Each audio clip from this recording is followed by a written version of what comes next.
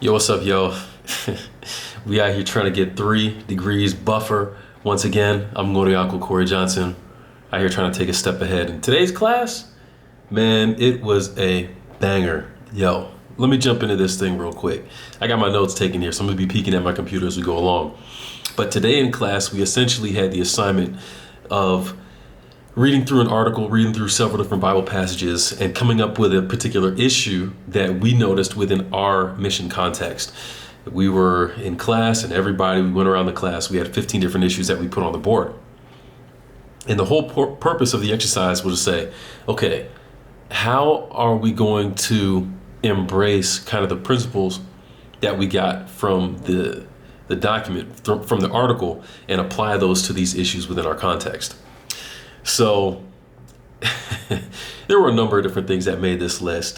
Drinking, vaping, premarital sex, dress, jewelry, and a number of other issues that pertain to the church in particular, because obviously a lot of the people in the class are pastors, so it makes sense. And what I would say is that I think we came to the conclusion, and fairly enough, that regardless of if I chose my topic as something in my context and I had it from the mentality of being outside of a church context, it could still deal with things going on in the church as well. So, and I'll illustrate this by sharing what my particular issue was that I brought up. So, being here as a dean, working out in the mission field, working with young people, right?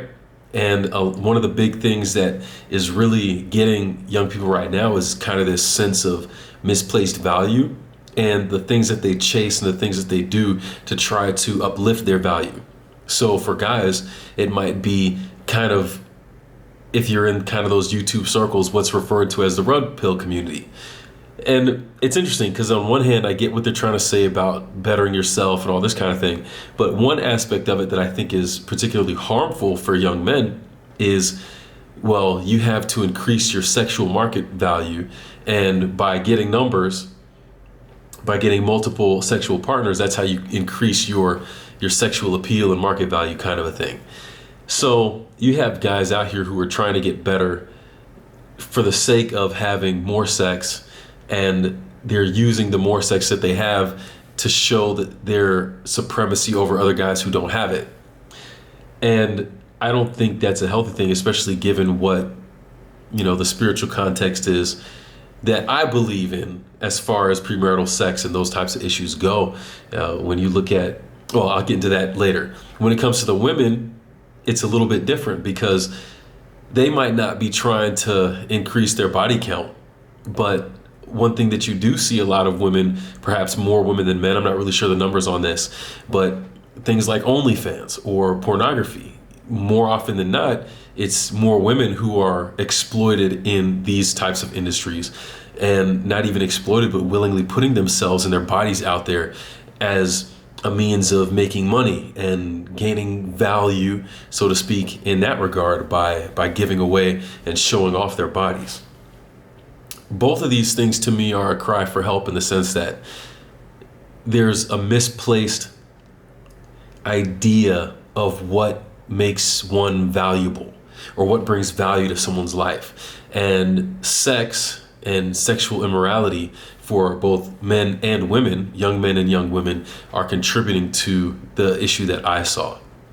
Now, I was thinking about this in terms of the world, but it's obviously something that goes on in the church as well.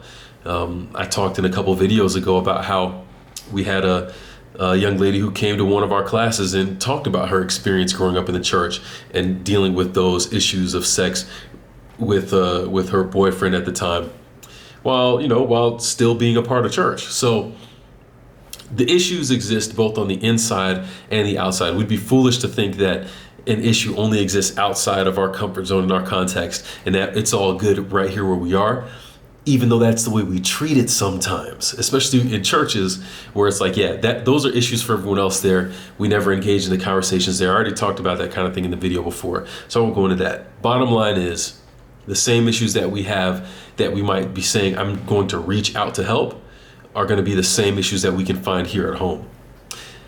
Now, if I understand that the issues might look the same inside my context and outside of my context. Where I do need to differentiate is the way that I reach that. See, people who, let's just divide it up for simplicity's sake into specular, spiritual and secular. All right, spiritual and secular. So if I'm assuming that I'm spiritual, people who are in my spiritual context might have the same kind of assumptions or presuppositions that I do. They might have the same baseline core beliefs. They might be aware of the Bible. They might be aware of certain messages, certain doctrine, okay? I can't assume the same thing about people who are not spiritual. People who are secular are going to have a completely different way that they relate to these things. Look no further than the issue that I brought up, where sex is seen, and it is a money-making industry. It's something very valuable. But beyond that, what is it seen as? Like, you don't have these young people who are getting involved in these things like OnlyFans and pornography. You don't have them looking necessarily at the downsides of that until way down the line, when there are certain things in life that they no longer have access to because of how they've chosen to spend their sexuality. Now, so the bottom line is it's different. But for me, if I'm trying to reach someone else with the gospel, I have to be critically aware of that. Because just like what I said in, was it yesterday's video or the day before? Like, even if the mission of the Adventist church is making the assumption that everyone's already on board with the first coming of Christ and the first understanding of Christ, so everything about our mission and vision is geared towards the second coming, that's a big leap. And if I take that same mentality and go out into a mission field or to help someone else and assume that they already have the same presuppositions and assumptions that I do, I'm going to be sorely disappointed. None of that stuff matters to them. They have to be able to find Christ first, right?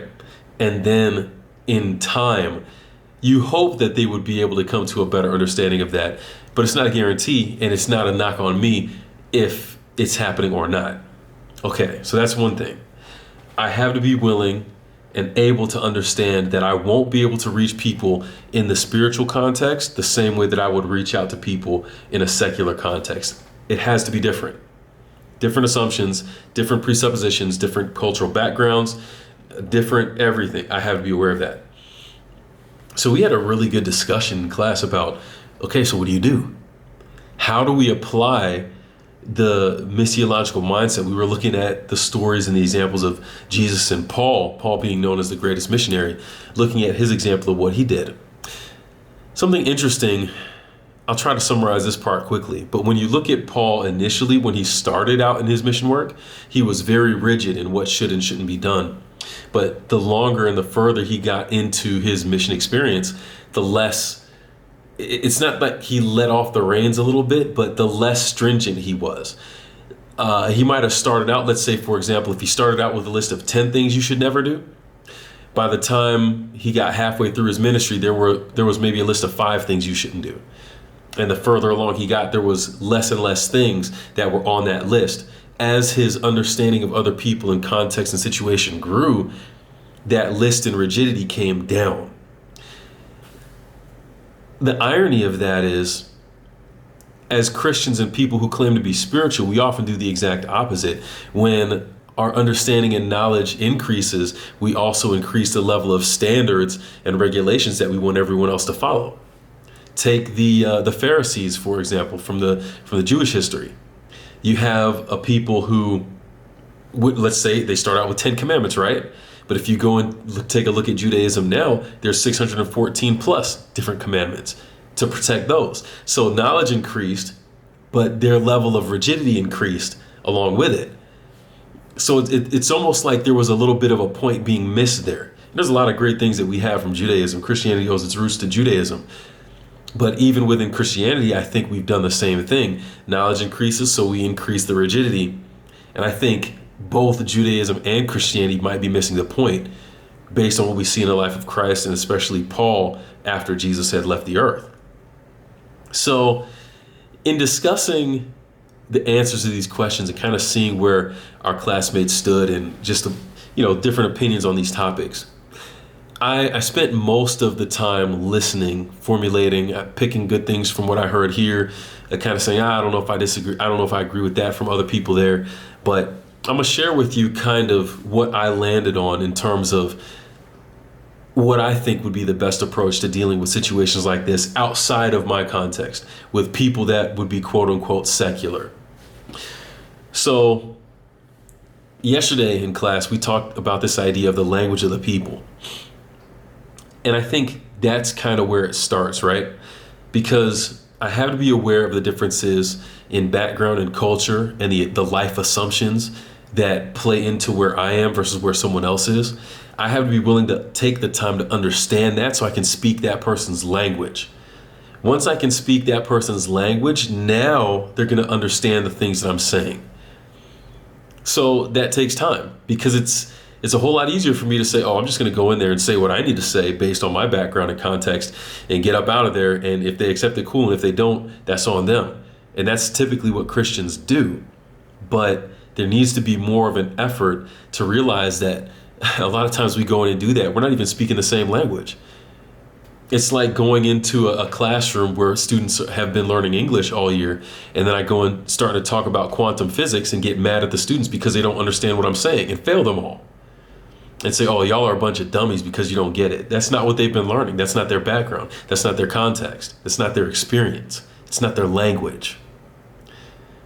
And yet, I look and try to justify myself for just going in there and saying my piece and blaming everyone else for not understanding when I haven't taken the time to understand their language and relate to them based on their language. We do that too often. So the language of the people is the first thing, taking the time to slow down and understand somebody so we can effectively communicate with them. That's the first thing. And then the other one, I think when it comes to kind of church, Christianity, and just religious things in general, we love to make checklists. We love to make, we love to have, checklist is probably the best thing I can come up with. Essentially, we're looking at a checklist, and if you check all the boxes, then your behavior's changed. And if your behavior's changed consistently over time, then you're good to go. But everything we see about what Jesus did and what Paul did in their mission efforts had very little to do with behavioral change. Why do I say this? You think, oh, well, of course, people who came to Jesus did better. They turned their lives around and all that kind of stuff. But take a closer look. Jesus and Paul were willing to engage with people and accept people whose behavior wasn't changed. And on the flip side, and maybe even more important, because of the way that Jesus and Paul reached out to those kinds of people, those individuals, people who were still in certain ways of living, certain ways of doing things that wasn't necessarily in harmony with Jesus or Paul or the disciples or whatever, they found something worth listening to and appreciating in the message of Jesus and Paul. So it's both ways. I have to be willing to reach out to people and accept people before looking for some kind of conformity to what I'm trying to say. And if I can accurately represent the love that Jesus has for people because they are people, regardless of what they're doing, they begin to find something worth listening to or holding on to based on what I'm saying. Right? So I think that's really cool. And I think where, we look at today, and I would go back to kind of churches and Christianity in particular. One thing that we really look for is behavioral change, very surface level. So you can have people who, outwardly it looks like they're doing all the right things. They're showing up to church. They're wearing the suit and tie. They're not wearing this, whatever. They're not speaking a certain way, all these kind of things. And because they have the right behavior, we think they're good. But really, trying to advocate for behavioral change simply for the fact of behaving better, and even especially when it comes to a spiritual context, saying you need to be better because God wants us to be better. For most people, what does that mean? Does it mean anything at all? And I think the proof is in the pudding. It's not good enough for young people these days. It's not good enough for new converts that we get these days. Think about it. A lot of time and effort is spent with getting people to think the right way, to believe the right beliefs. We get them to baptism. And then once we've got them there, all the attention disappears and they hang around for a moment. But because that intention is gone, it's like, yeah, you got the behavioral change up to the point where they could accept all the beliefs and get baptized. But after that, the value kind of disappears and they end up disappearing from the church too. And young people, man, how many times do parents just engage with their kids by saying, do this because I said so? How well does that work out? The church has done the same thing. And because there aren't those discussions, because there isn't that kind of progression of thought to say, hey, here's reasons why, here's how we connect this thing to real life, young people are not interested in church anymore. And it makes sense. And the adults aren't speaking the same language as the young people, and then get upset at the young people for not listening. It goes back to this whole thing. It's not good enough. It's not good enough. So it goes to a short that I put out on YouTube maybe a couple weeks ago now. For religion to have real value for people, it has to connect to the real world. And this, I think, is one of the main areas where Christians have fallen short. We've gotten stuck in a mindset of couple hundred years ago of what it meant to be a Christian or a follower of Christ. And we haven't updated the language, even though time is updated. We haven't tried to communicate with anybody any differently, even though times have changed greatly. So all of those things are factors when it comes into our ability to reach people and understand where they're coming from and use that understanding as a means to engage in better conversation with the hope of leaving a better impact, not of converting people, but of leaving a better impact. And a couple things that I thought about. We spent maybe the first hour and a half talking about drinking in particular. You know, when you look at the Bible, it talks about wine.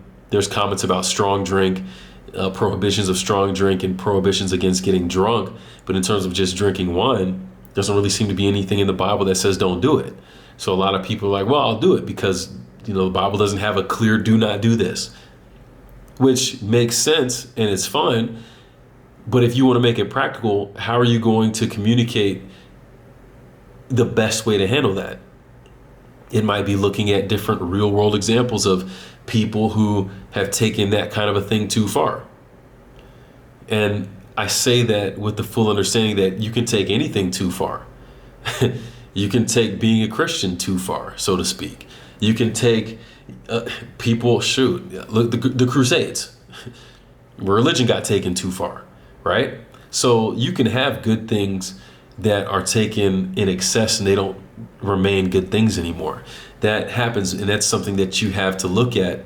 I'm not saying that you shouldn't drink or you shouldn't engage in religion, but you have to be very careful and understand the risks of either commitment and put yourself in a position with a good community that can help you make good decisions within that commitment to stay away from the bad things. And a lot of times we jump into things and we don't have these checks and balances in our systems and in our circles, and we end up going too far because we haven't done that. There's risks in everything, all right? But who are you surrounding yourself with? What kind of wisdom are you getting to contribute to your experience to help you know what? It makes sense. This is going to impact my life this way if I go down this path. This is going to impact my life this way if I choose against that decision. And that might help us get to a closer and better understanding of how we relate to certain issues and certain people.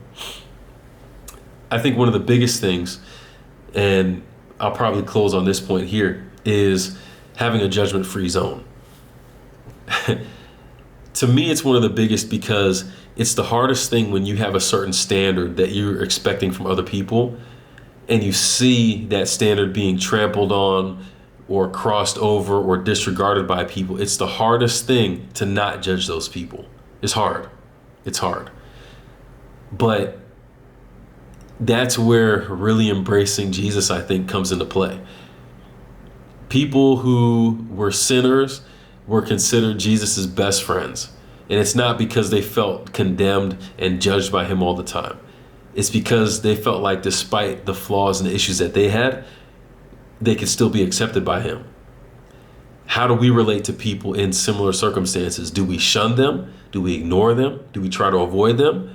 or are we providing a place where they can feel like they're still human and that they still belong?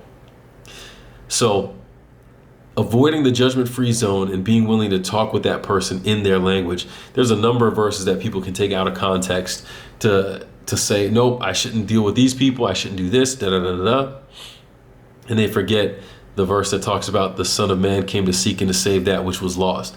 He didn't come down here for a bunch of people who already had it figured out. Otherwise, there wouldn't be any point. So realizing that we are all lost, and me just as much as the next person, and that Jesus came for both of us. I can't look at someone else and their experience and their struggles through my own eyes, because then it's me versus them, and well, I haven't done that, so I'm better than them. That doesn't help anything, because I need Jesus just as much as they do. So taking a step back from all the stuff I believe and saying, how can I just relate to this person and let them feel heard? It goes a lot further than you think it might. But yeah, really good stuff today. There were a couple illustrations.